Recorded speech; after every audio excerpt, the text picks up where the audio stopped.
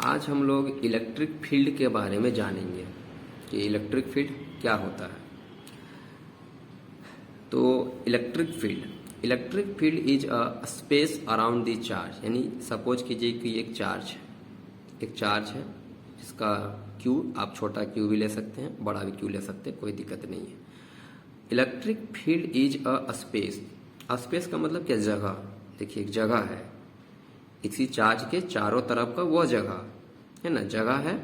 Electric field is a space around the charge, किसी भी charge के चारों तरफ का वह जगह in which it any other charge, जिससे क्या हो सके कि कोई दूसरा चार्ज को अगर हम इसके पास लाएंगे, comes it experience an electric force.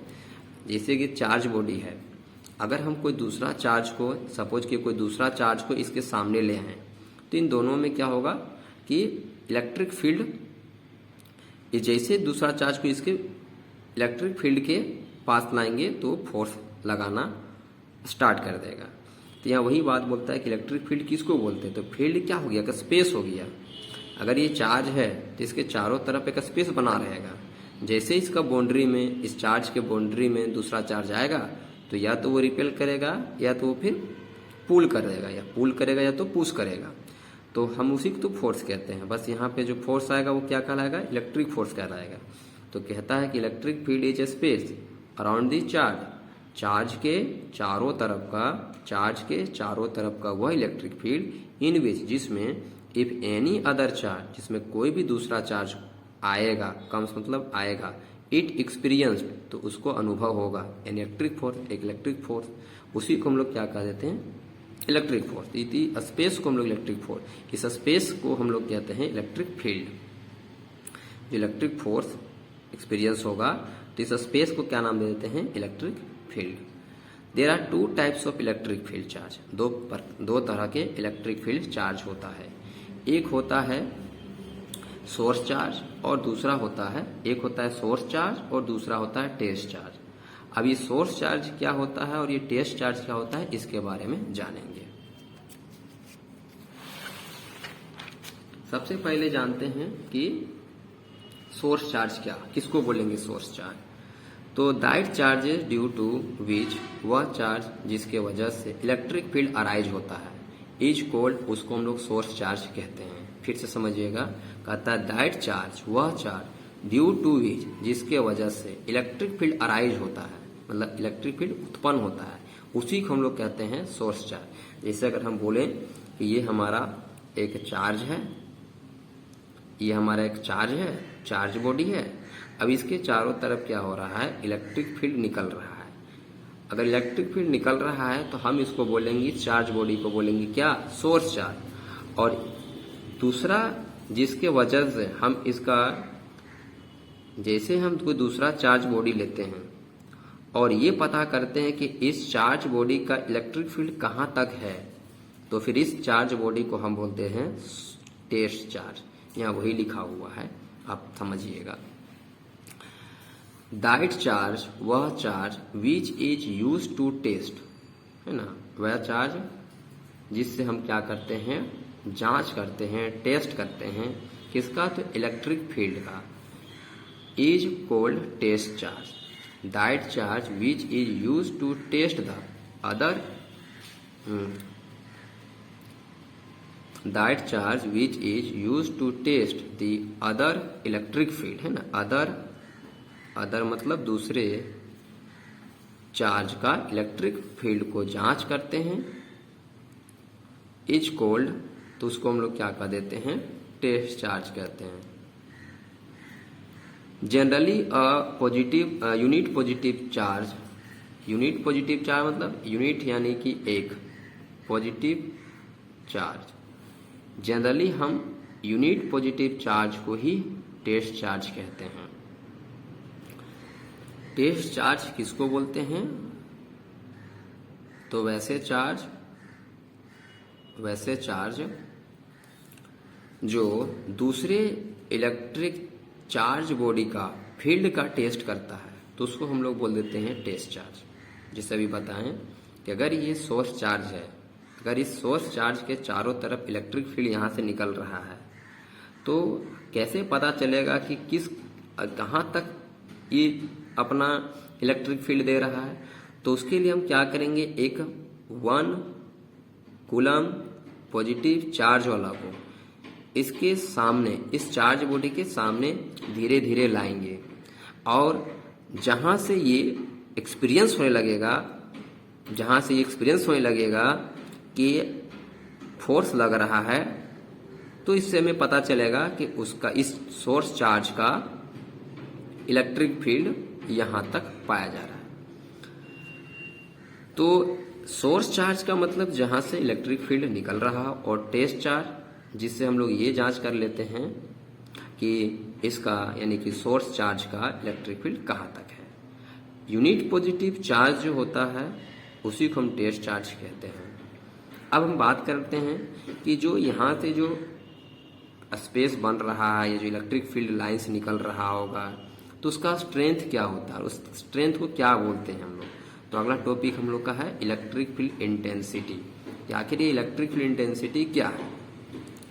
तो the strength of electric field is called electric field intensity.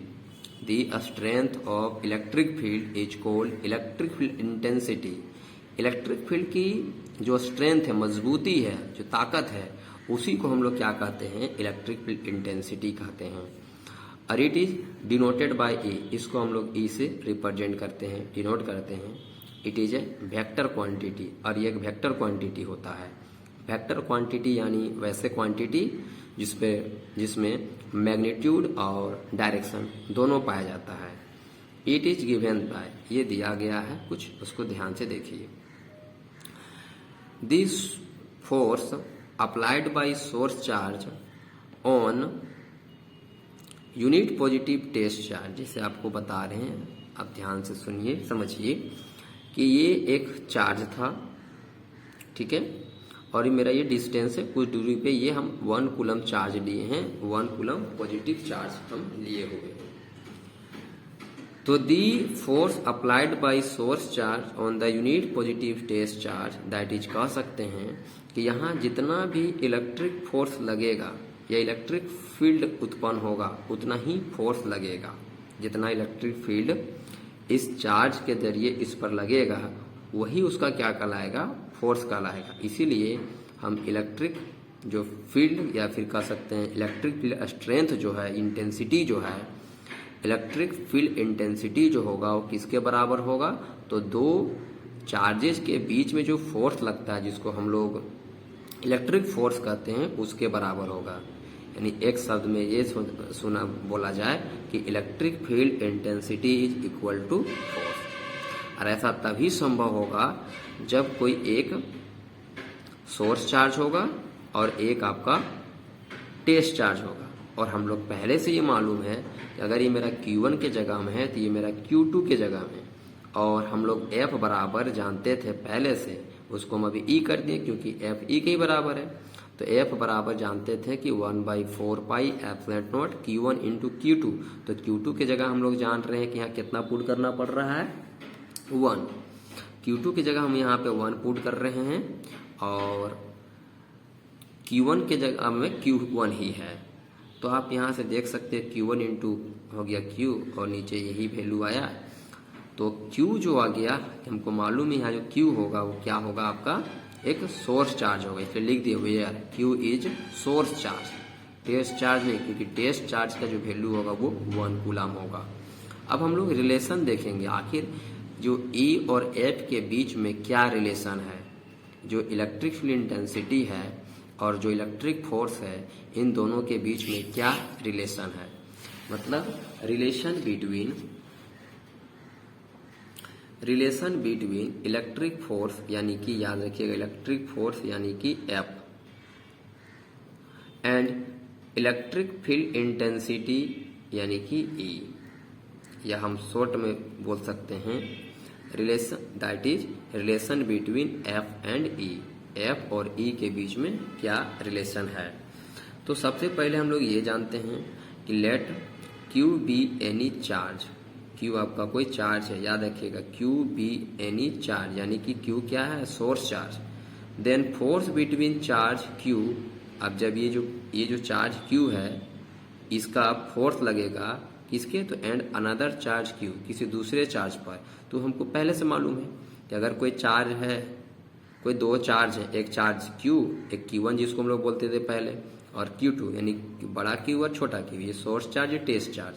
तो दो चार्ज के बीच का जो फोर्स होता है वो हम लोग जानते हैं कि 1/4πε0 क्यू इंटू छोटा क्यू इंटू r²। यहाँ जो बड़ा क्यू है, आप समझने के लिए बगल में आप यहाँ ऐसे लिख सकते हैं कि जो बड़ा क्यू है वो आपका समझिए कि चार्ज 1 है, मतलब Q1 है, और जो छोटा क्यू है ये आपका Q2 है।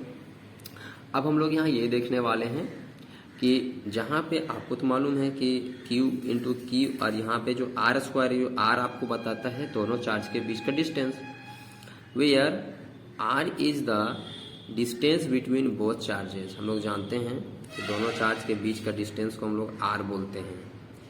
अब हम क्या किए कि यहाँ का जो Q था ना, मल्टीप्लाई में उसको नीचे यहाँ पे डिवाइड में ले आए, तो ये बन गया F/Q, और ये जो पूरा है 1/4πε0 Q इंटू 1/r², क्योंकि अब यहाँ से चला गया नीचे, तो कुछ नहीं तो 1 है। अब यहाँ पर 1 है, तो अभी हम लोगों ने पढ़ा है कि अगर कोई सोर्स चार्ज हो और यहाँ पे 1 मतलब कि टेस्ट चार्ज हो, यानी कि यहाँ का वैल्यू 1 हो, तो ये जो पूरा आपका जो रिजल्ट होता है वो किसके बराबर हो जाता है, E का, E के बराबर हो जाता है। तो ये आपका आ गया E, और फिर से वापस इस Q को मल्टीप्लाई कर देंगे तो बन गया Q।